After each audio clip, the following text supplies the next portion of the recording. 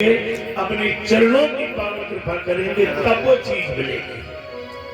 भगवान से कहो कि हमें वो चीज दे, तो भगवान बोले हमारे पास है ही नहीं है, दे कहां से दे? तो वो चीज इनके पास। तो इनसे कहते कि महाराज थोड़ी इस दास पर भी कृपा करते रहना। और वो क्या चीज है, रामायण में उत्तरकांड में गोस्वामी जी लिखते कि जहां तक साधन वेद बखानी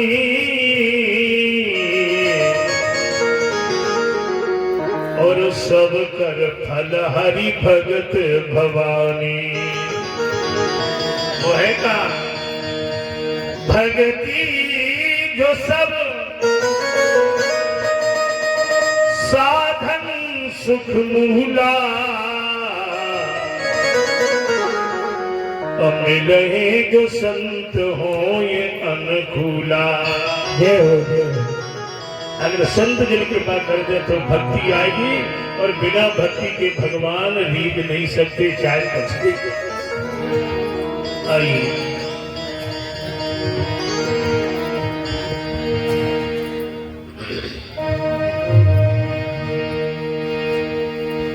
प्रीति करो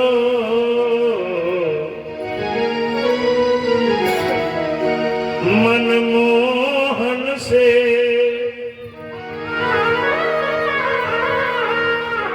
राही बनिए गुरु ज्ञान गली के, गुण गाइए सदा रघुनंदन के,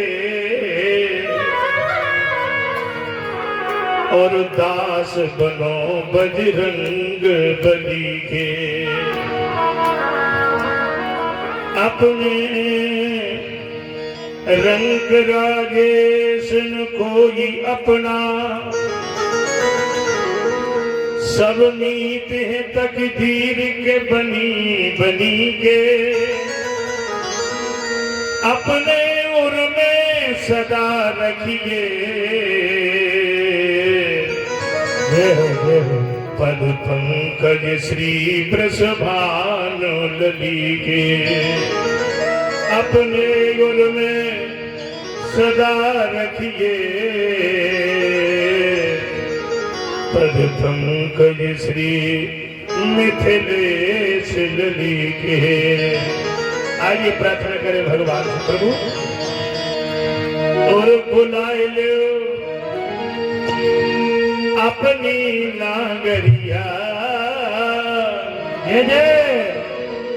बुलाए लो अपनी नागरिया, ओ अवध बिहारी नागरिया।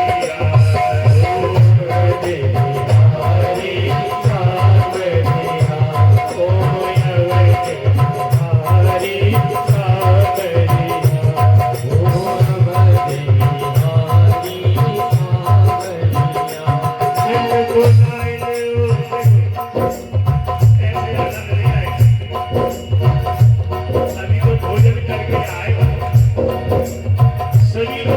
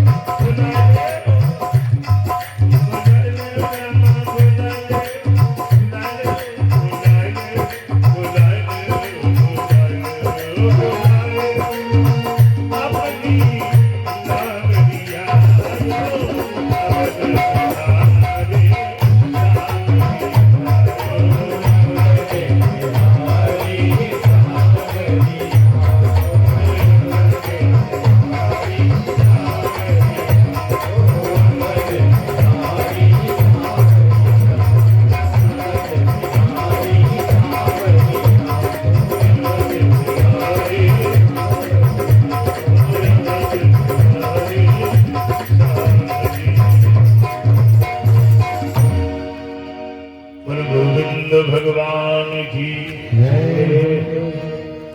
सुरसरी पावन भागीरथी गंगा के किनारे विराजमान पालनंदन राजा परिचित अपनी मुक्ति का साधन बनाने हेतु आचार्य प्रवर व्यास नंदन श्री सुखदेव जी महाराज की पवित्र वाणी से इस कथा को श्रवण करते हैं। देखिए, सुखदेव जी महाराज कहते राजन,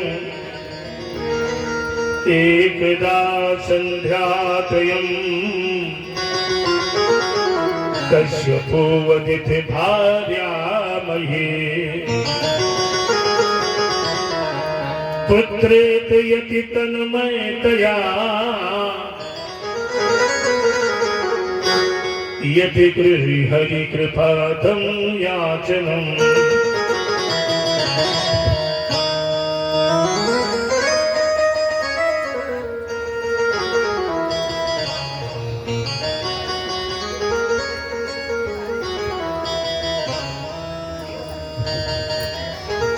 एक बार संध्या का समय था।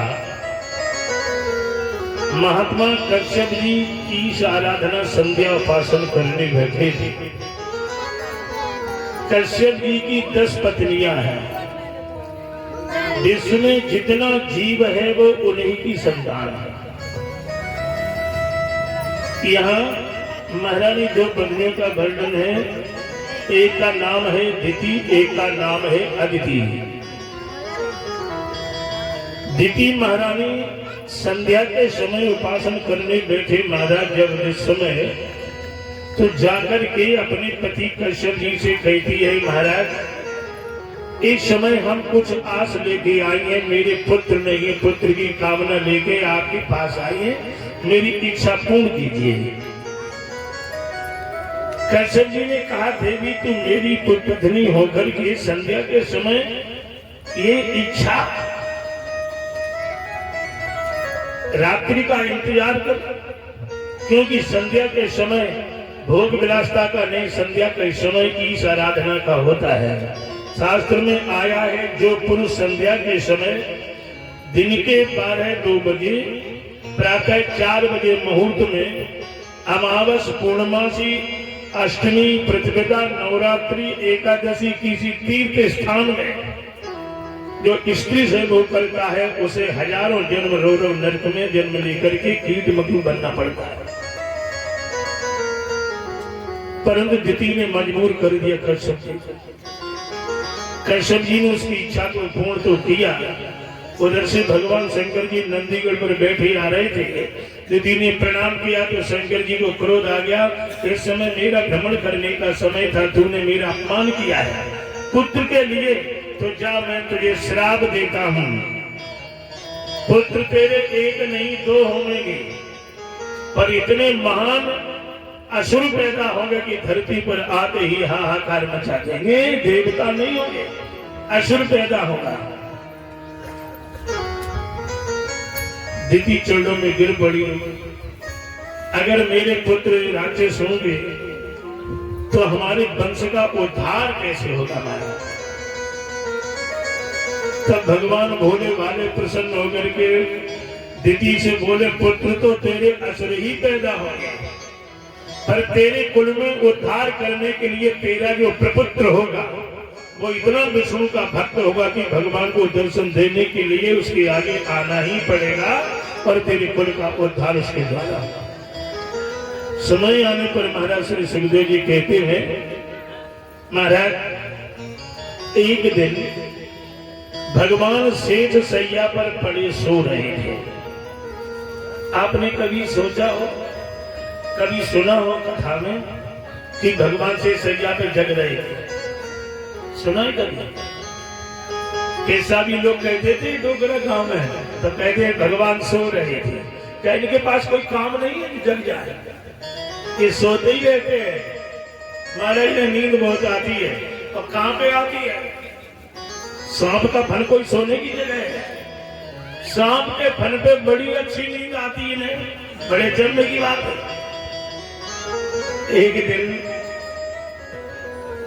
लक्ष्मी भगवान से बोली, तुम्हें नींद बहुत आती है और सांप के फन पे इसका कारण क्या है? पैर दबा रही, पूछ दिया क्यों सोते हो आप? वैसे तो खूब जागते रहते हम देखते हैं, और जो हमने पैर पकड़ा सोई घटाटा सुन। तो अच्छा पता कोई ऐसी पत्नी है जो तुम पैर दबाने लगो पति सो जाए तो दबाओगी पैर? बताओ। लक्ष्मी जी कहते हैं कि जब तक हम पैर नहीं दबाती तब तक तो जागते हो, और जो पैर पकड़ा सोई सब सो जाते हो। इसका मतलब क्या है? तो भगवान ने बात बनाई। भगवान बोले इसलिए सोते हैं जब तुम पैर पकड़ते तो आनंद मिलता है, और हमें उन भक्तों का ध्यान करते हैं जो भक्त हमारे हृदय में है। लक्ष्मी बोले ये बात जमी नहीं, सही बता रहा है। तो भगवान बोले बुरा तो नहीं मानोगे? ध्यान देना आप लोग। भगवान बोले लक्ष्मी से आप बुरा तो नहीं मानोगी? लक्ष्मी जी बोली बुरा क्यों माने? तब भगवान ने कहा लक्ष्मी हमारी तो बात छोड़ो, तुम जिसके पैर पकड़ लोगी वो हमारी तरह सो ही जाएगा। कमला के संपर्क सो दुर्गत के किन होए, और कमल नयन भगवान भी रहे शेष पे। शेष की चीज पहले इतनी चीजें थी नहीं तो लोग परेशान नहीं होते। कौन कौन?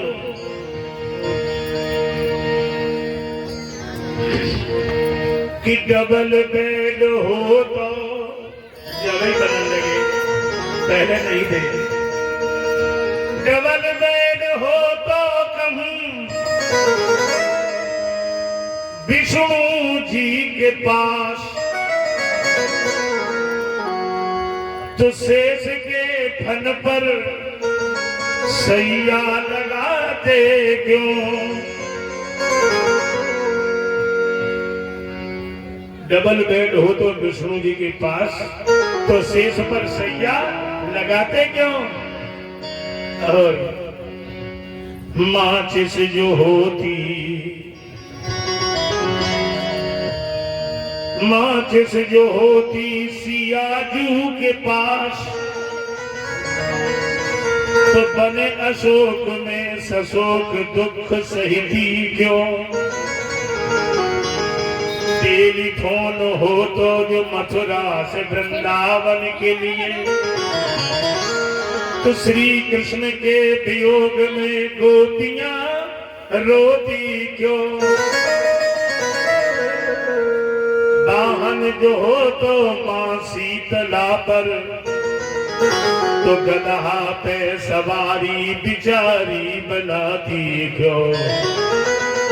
अंतिम बात, भजता जो जीव ये कहीं प्रभु को, तो 84 में पड़ा पड़ा हाय हाय चिल्लाता क्यों? सज्जनों, लक्ष्मी जिसके पैर पकड़ ले माने पास आ जाए।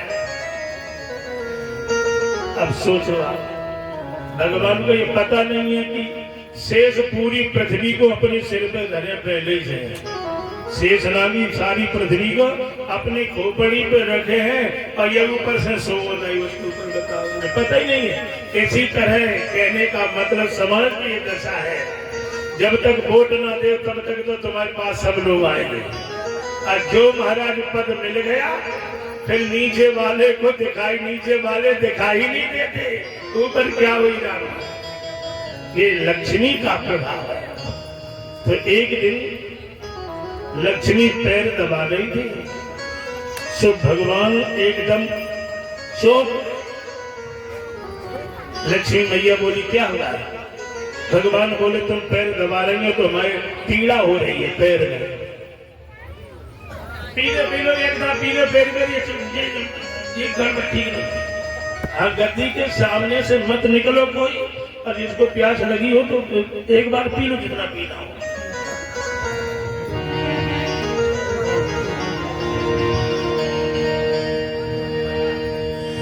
बोलो वृंदावन बिहारी लाल की जय।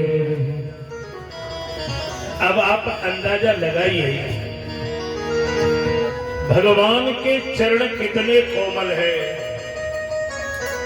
ध्यान देना हम कथा आंख बंद वाली नहीं कहते कि हम चिल्लाते रहे और तुम मस्ती करो, ये हमारी कथा का भाव नहीं है। हम ये चाहते जो कह रहे हैं वो आप तक पहुंचना चाहिए। मास्टर साहब बैठे हैं, मास्टर स्कूल में बैठे ना, क्लास में लड़का धरती काटत रहे तो मास्टर से गधा दुनिया में कौन?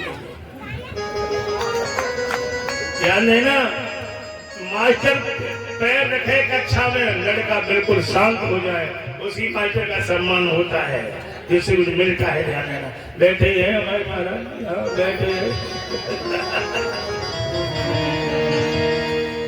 हालांकि बुरा तो लगता होगा बच्चों को, लेकिन भविष्य में का उनमें छुपा होता है। टीचर के, गुरु के क्रोध में शिष्य का हित छुपा होता है। आप अंदाजा करिए भगवान के चरण कितने कोमल हैं। ध्यान देना, लाइन पढ़ी होगी रामायण की, नव कंज लोचन कंज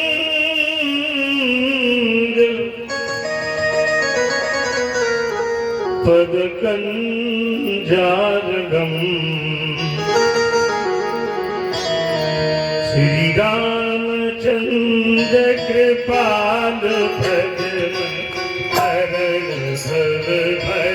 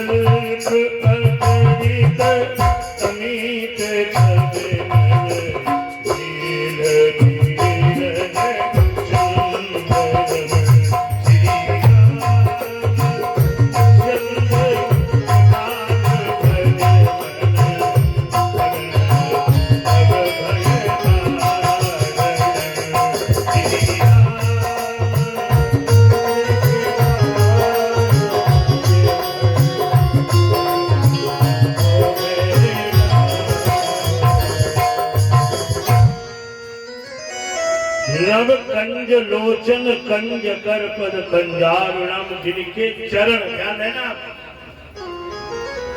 कमल कोमल होता है और कमल से कोमल है कमला। कमल के फूल पर बैठी है कि नहीं? तो बोलो कमल कोमल है कि कमला कोमल है? पहले तो कमल कोमल और कमल से